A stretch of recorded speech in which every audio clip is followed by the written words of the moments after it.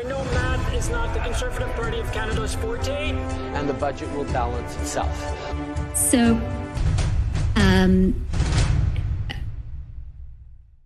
right after the break. So when the honourable member returns, he'll have 4 minutes left in his speech, and of course to do questions and comments. Statements by members. Déclaration député. L'honorable député de Sherbrooke. The honourable member for Sherbrooke. Thank you, Mr. Speaker. We lost a giant on the Quebec music scene last Saturday. Jean-Pierre Ferland passed away at the age of 89 after a career spanning more than 65 years, 450 songs, and 30 albums. From his early days all the way to the Plains of Abraham, where he sang with two other icons, Céline Dion and Jeanette Renaud, not to mention Les Beaux-Os, he made his mark on the coffee house scene and in Paris and won several awards. His sincerity and vulnerability were reflected in his poetry with its simple words and powerful images. A lover of our beautiful French language and a great romantic, his words touched the hearts of generations. Mr. Ferland, you're now a little higher, a little further away, but we were lucky to have you. You wrote that what dies grows more important, and your last spring clearly shows that.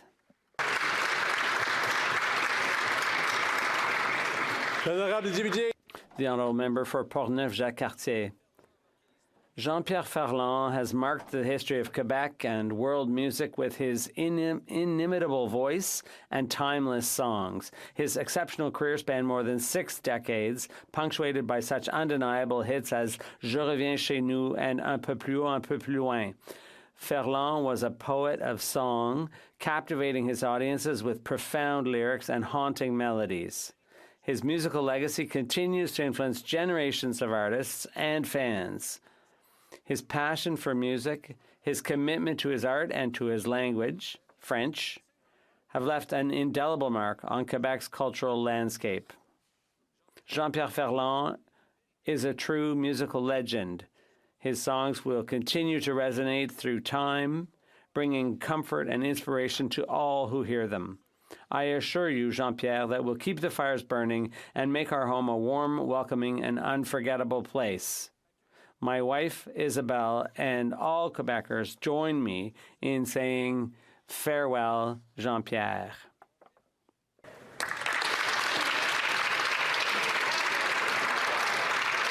The honourable member for Labrador. Thank you, Mr. Speaker. I rise today to highlight the historic investments for national defence in Budget 24. These allocations strengthen our armed forces, confront global complexities, and safeguard our nation's security and sovereignty, with special focus on national defence in the Arctic. It also marks a significant increase in defence spending, ramping up over the next few years to 1.76% of our GDP by 2030. Under previous Conservative administrations, neglect left our military under-resourced and ill-prepared. Budget cuts hindered our ability to protect our interests, particularly in strategic regions across the north. However, how many scandals do you think Trudeau has had? I have another video over here showing how many, and it is a lot. And I think shame needs to be brought back into Canada because he has no shame anymore. And I think it just trickles down to everyone underneath him. And that's what's really frustrating about Trudeau.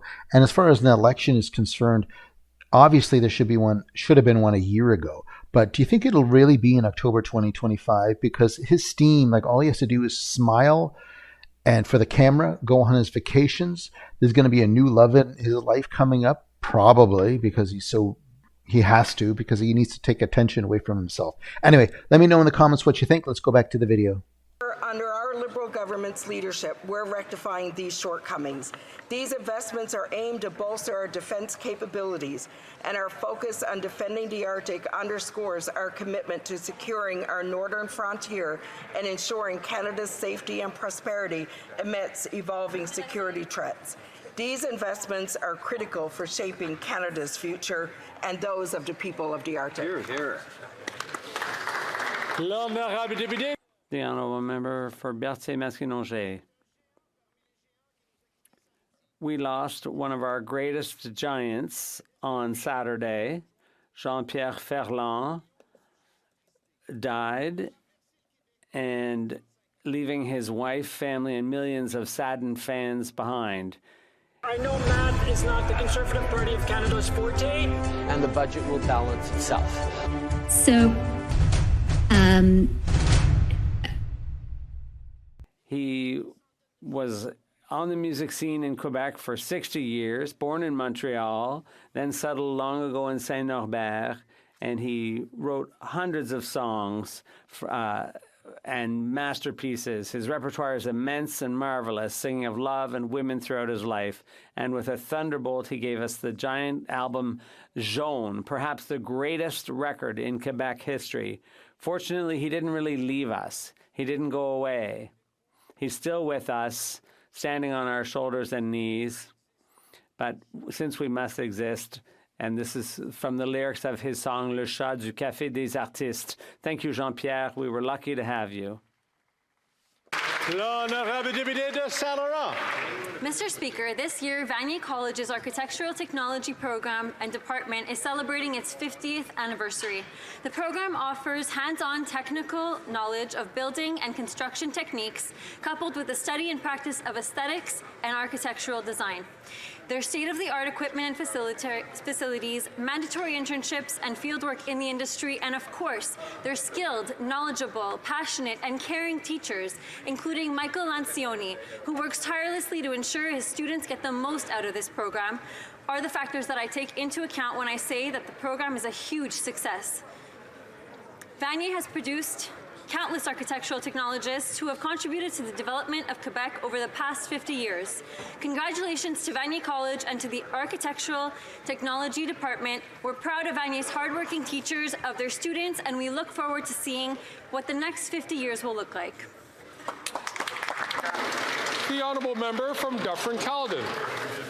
April 28th is the National Day of Mourning, and it happened because two Labour activists who were driving to a union meeting were stopped because of a procession for a firefighter's funeral. And it was through the hard work of our unions that got this to fruition when Brian Mulrooney passed the Act in 1990. Now, progress has been made towards workers' safety. We know this. It's happened because politicians have passed bills and changed regulations. But that happened because of the activism of unions who pushed politicians to do the right thing, to make the workplace safer for all Canadians. But we've not made enough progress. Last year... I know math is not the Conservative Party of Canada's forte. And the budget will balance itself. So, almost 1,000 Canadians lost their lives on the worksite. One is too many. And I know, and all Canadians know, that as unions that will be at the forefront pushing for improved safety for all Canadians, for their brothers and for their sisters, so no more lives are lost. The honourable member for Aurora Oak Ridges, Richmond Hill. Thank you, Mr. Speaker. It's been 1 week since Earth Day, and in my riding of Aurora Oak Ridges, Richmond Hill, the momentum continues. We've had several cleanups and tree planting events led by community members like Oak Ridges Lion Club, the Aurora Arboretum, LEAF, the City of Richmond Hill, the Town of Aurora, and the entire York Region community. And the leadership of a sustainable transition and innovation, not only in our region, but worldwide, under Dr. Kava Madani. It's a testament, as I said, to the strong connection and dedication that our riding has to the environment, which makes Earth Day even more special in our riding. So happy Earth Day to everyone, and thanks to all the wonderful organizations and communities standing up for environmental protection. The honourable member from Steveston, Richmond East. This April, we celebrated the 5-year anniversary of Sikh Heritage Month becoming Canadian law. Celebrations closed out this month. And is Chrystia Freeland doing a good job? She is the finance minister and the vice president of Canada. And she is the one that just looks like her head is just spinning when she talks. It's always like trying to drag it on, never answer a question. And maybe they should have this I thought they would always do this. When they ask a question, say, do you mind after you finish it if you give me 5 seconds to say if you answered it or not for our listeners? Because it is so frustrating. Everything is an infomercial with both of them. And that's something that I think needs to be stopped. Maybe the whole Constitution human rights and everything needs to be rewritten again after those two are gone, because this is just frustrating what they're doing. Anyway, let's go back to the video.